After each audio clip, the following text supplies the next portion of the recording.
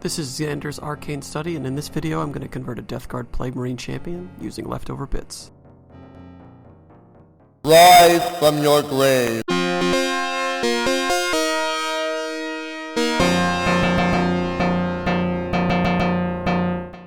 Before I start any conversion work, I always like to mock up the model as best I can using whatever bits and basically a bit of sticky tack. The sticky tack sort of functions as both glue and also green stuff in my mock-up process. So I'll try to make the silhouette as best I can using the parts that I have, and if I decide that I like it, then I'll pursue the idea and I'll actually chop up the pieces and do all the work necessary to make the conversion. So I've pulled apart my mock-up, taken off all the sticky tack, and now I'm doing the arduous process of removing mold lines. I have a couple tools I use for this. The primary tool I use is a Games Workshop mold removing tool, but really any sort of somewhat dull flat edge can be used for this.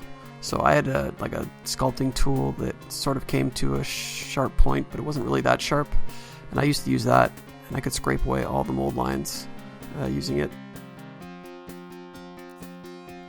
But I found that the mold line remover is just the superior tool, really. You have to be a bit more careful with it though, because it is a bit sharp and it can scrape away surface detail on the miniature if you're not careful. So in my mock-up model I used a pair of Space Wolf Terminator legs, but I decided I wanted to save those bits for another purpose.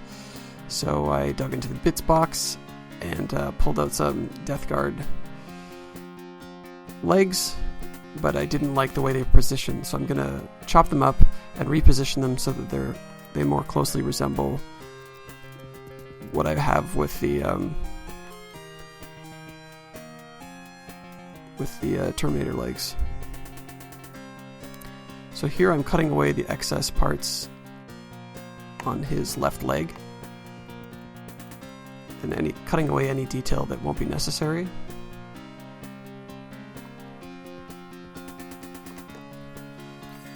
I use a Dremel tool to shave away plastic. It's really fast for that purpose.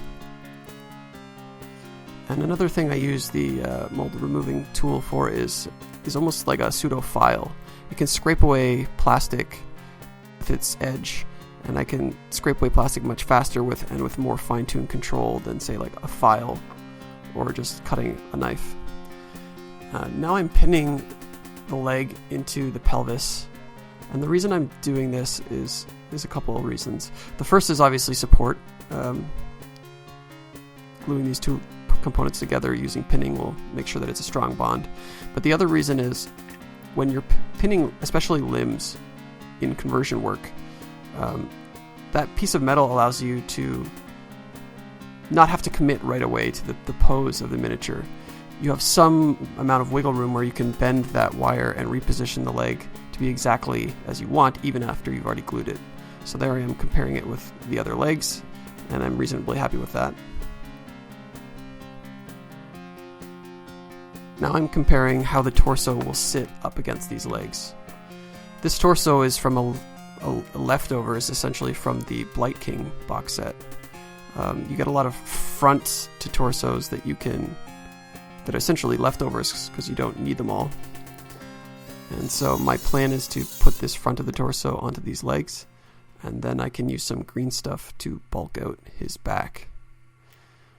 I found when I was putting the torso on that it was missing, not that it was missing, it had these little parts that would jut out from behind, although the torso is somewhat hollow.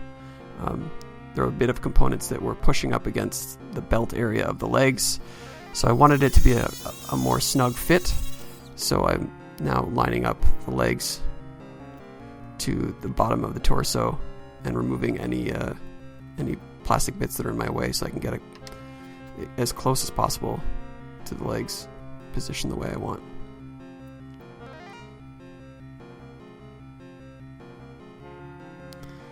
So now it's glued, and I'm using a bit of super glue accelerant.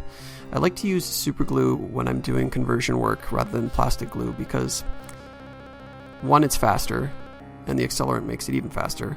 And then the second thing is, if I decide I don't like something, it's a lot more simple to just tear something apart if it has super glue, versus plastic glue. It sort of melts the plastic together so that you can't really break something clean if you decide you want to reposition it later.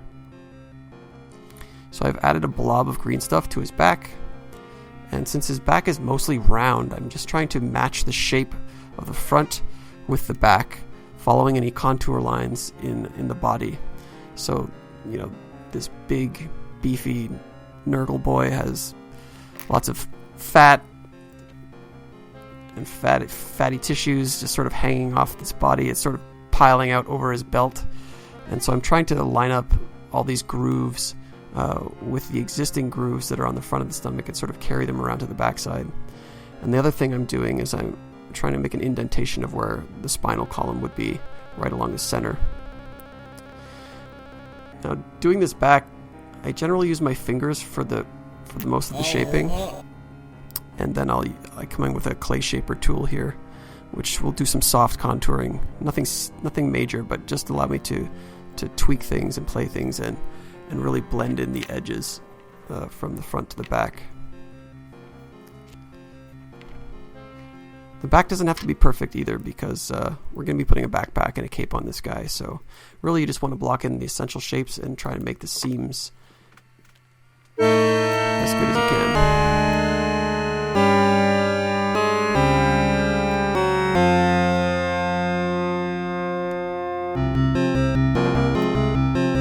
This is what it looks like at the finished result, and I've left that overnight to fully cure. And now I'm going to be working on adding the arms to the miniature. I like to use sticky tack to keep things on a base while I'm working, so I can see how things are lining up and see the kind of silhouette that's forming. But I don't like to permanently glue them to the base until I've really created a base for them, and usually that's a secondary process. So the arm that I'm using has a sort of ball and socket situation going on at the end of it, and so I'm trying to replicate the socket joint that this arm would normally be placed into using my Dremel. The Dremel has a very wide bit that can sort of approximate that same kind of socket, and now with the ball and socket joint I can glue that fairly easily. Of course it fell down, and also it gives me some amount of wiggle room in terms of positioning it in a place I want. It doesn't have to be perfect. Power up. The other arm I've got here is from the Chaos Forsaken kit. Nice mutated sort of spiky tentacle arm. In this case, I'm just going to cut the arm flat so that the arm is as flat as possible. And I think I'm also going to adjust the body somewhat to make sure that joint is going to be nice and flat, so that when I use super glue, it's going to be a really strong hold. Again, I'm using super glue Power up. so that I can change it later if I need to. So I've got both his arms on there, and that's looking how I want. A good idea when you're making mock-ups with blue tack is to take a picture of what your mock-up looks like before you tear apart and reassemble it, so that you don't forget exactly what you designed in the earlier steps. Now I'm working on his backpack. The backpack's an interesting part of this piece because I really wanted to create this silhouette where the horns were sort of arching up over his back, and so that gives it this powerful sort of silhouette. And to do that, I chose this bloodletter head, and so I'm cutting off the lower jaw so that it's sort of like just the top half of the skull and the horns. To your doom.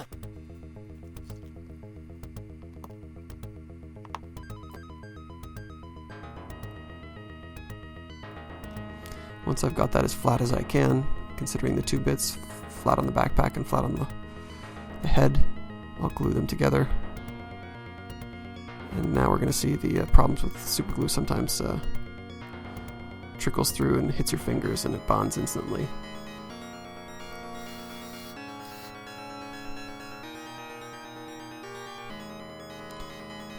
The cape is from a Chaos Marauder kit, and it has these little metal clasps that are meant to go over the shoulders, and I had to sort of bend those back so that I could line it up with the flat of the back.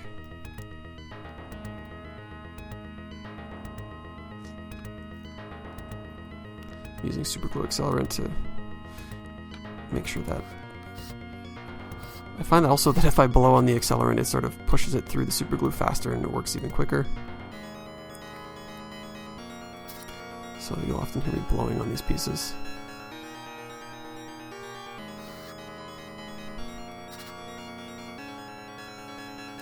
And this is really my end-to-end process. Do the mock-up, and then I'm basically tweaking and adjusting and scraping and filing and pinning until I get the form that I want.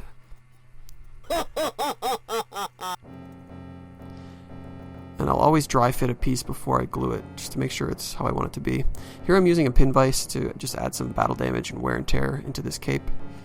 This Death Guard Marine's probably pretty old, so he probably has a few bullet holes through that cape. I'm scraping away some of the green stuff with the mold removing tool to try and make a flatter surface for this backpack to join with. And here I've pulled the cape off the backpack, and I'm actually going to glue the cape onto his body separately. I found that the backpack and the cape weren't quite at the right angle that I wanted the horns to be for the silhouette. So there's a case of me breaking something apart so that I could achieve the look I was going for. Power up.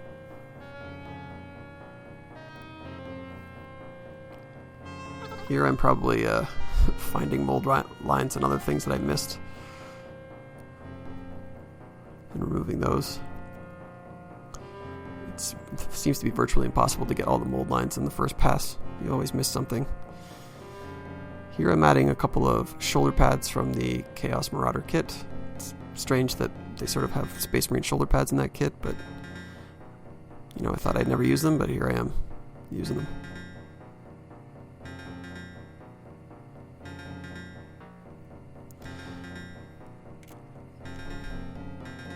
Now I'm adding the head. And really now we've pretty well blocked in all of the key components for the conversion. Adding some skulls. Power up. And we're in a pretty good state.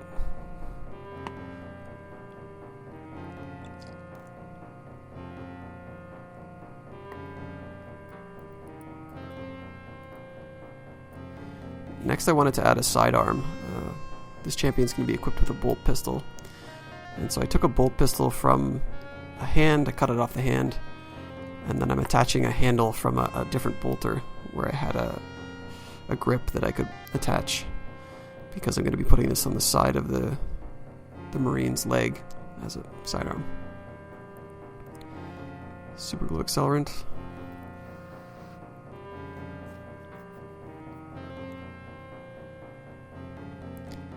Try fit once, glue, and attach and go.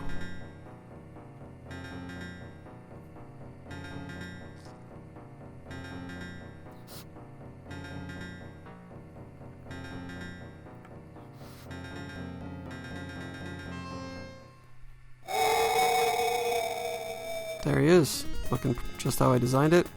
And now I'm going to be adding green stuff.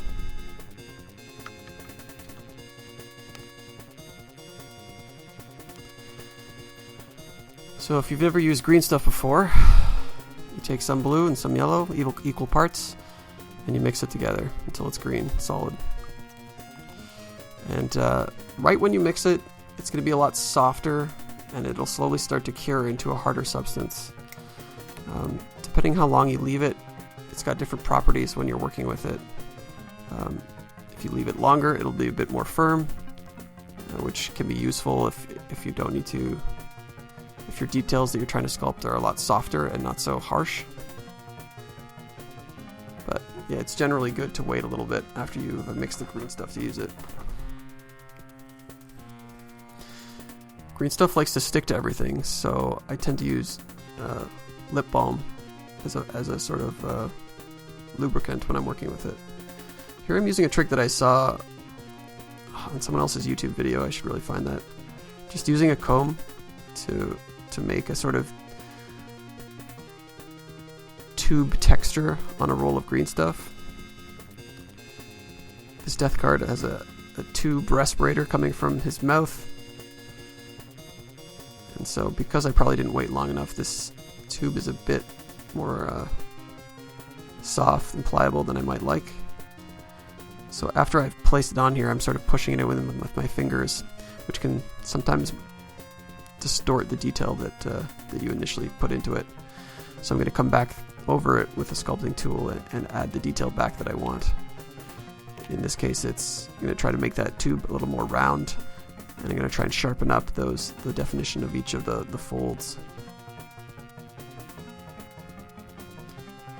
The other thing I sort of just decided while I was working on it that, well, it's a pipe extending from his face. I wanted it to sort of gradually morph into a sort of biological intestinal tube to match with Nurgle's theme. And so to that end, I sort of tore open some gashes in it right here, and it sort of gives it that tubular quality, like it's a tube on the inside and it's sort of maybe leaking out, bile or other digestive fluids. Welcome to your doom. Just adding in little nicks and details, trying to give it a more organic look.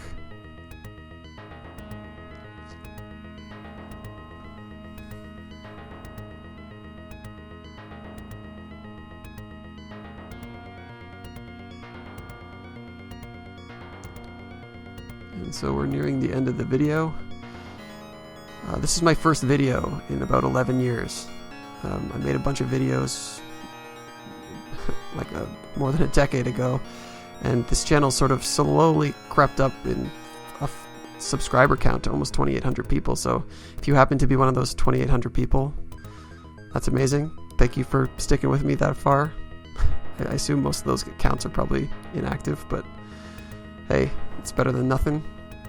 So if you like this conversion and you're looking for more videos like this in the future, I'm trying to up my editing game here, learn a thing or two, and share some of my recent hobby projects. I've got a whole Death Guard army in the works, and I'd love to share more of my process making that. So yeah, stay tuned for that. Like and subscribe.